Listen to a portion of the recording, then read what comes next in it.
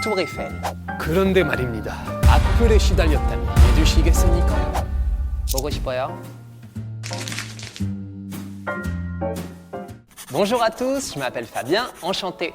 안녕하세요. 한국의 매력에 푹 빠져서 벌써 13년째 한국에 살고 있는 프랑스에서 온 파비앙입니다. 반갑습니다. 여러분들께 오늘 제 고향 프랑스 파리를 대표하는 한 건축물에 대해서 이야기를 해보려고 합니다. 여러분, 파리 하면 어떤 게 떠오르시죠? 바로 이것이 떠오르실 거예요. La Tour Eiffel. 파리는 도시 전체가 완전 평지라서 어딜 가든 에펠탑이 보이는데요. 그 중에서도 에펠탑을 가장 아름답게 보일 수 있는 장소가 따로 있어요. Le Printemps Haussmann. 오스만 백화점 있는데요. 옥상에 가시면 루프탑 레스토랑 겸 바가 있습니다.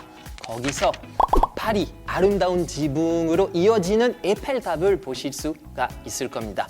여러분 나중에 프랑스 파리에 가시면 꼭 거기서 에펠탑을 보시길 바랍니다. 그런데 말입니다. 에펠탑은 왜 만들어졌을까요? 여러분, 이 캐릭터 뭔지 아세요?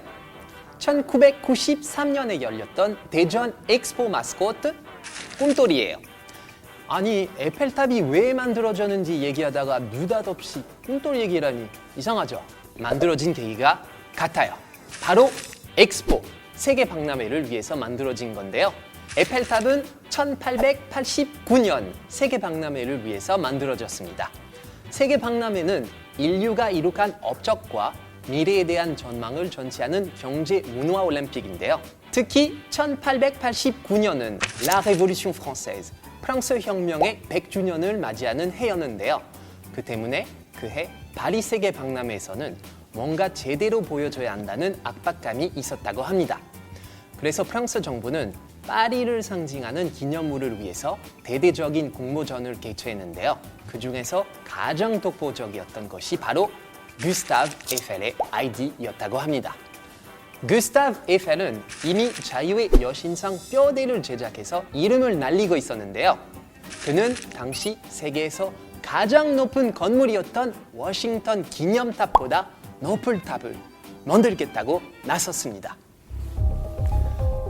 그런데 말입니다. 이 에펠탑이 악플에 시달렸다면 믿으시겠습니까? 악플은 정말 무서운 존재인데요.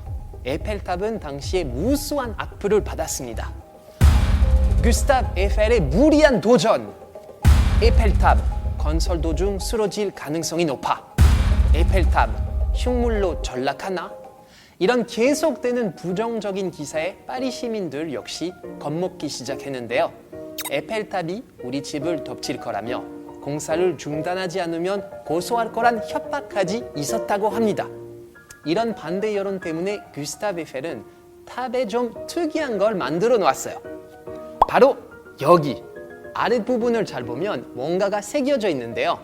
그건 바로 사람들의 이름이에요. 한 면에 18명씩 총 72명의 과학, 공학, 수학을 대표하는 프랑스 학자들의 이름이 새겨져 있습니다.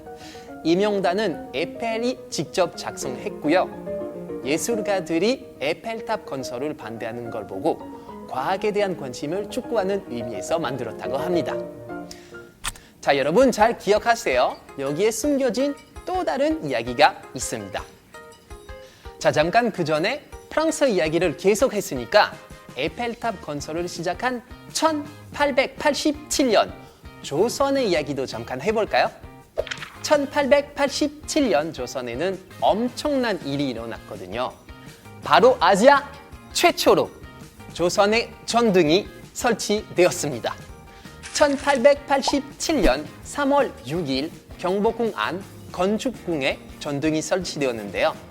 이걸 설치한 것이 바로 에디슨의 회사였습니다.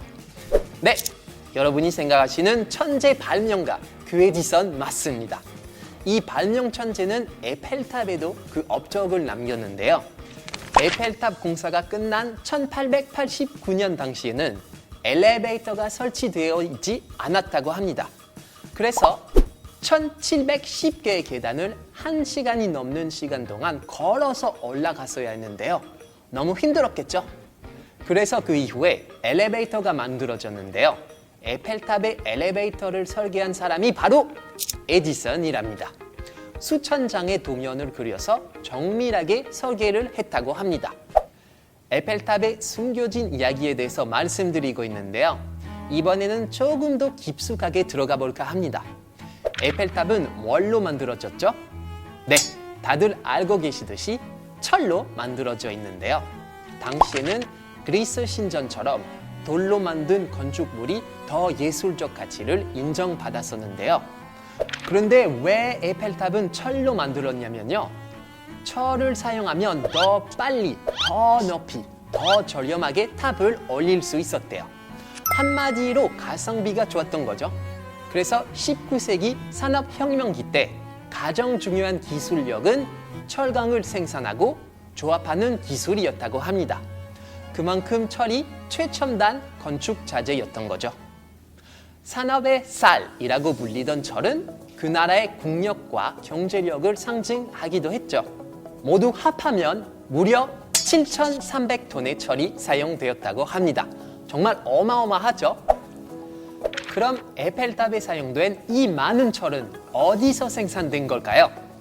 그것은 바로 폼페이 철강소와 르크로조 철강소인데요.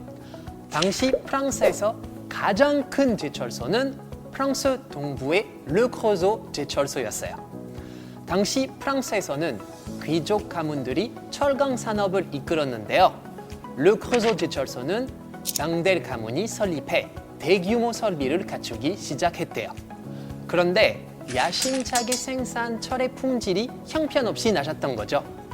결국 경영난을 겪던 르크로조 제철소는 1836년 한 형제에게 인수되면서 새롭게 태어나게 됩니다. 그들의 이름은 아돌프 슈나이더와 의젠 슈나이더인데요. 이름에서 알 수 있듯이 슈나이더가의 친형제였어요.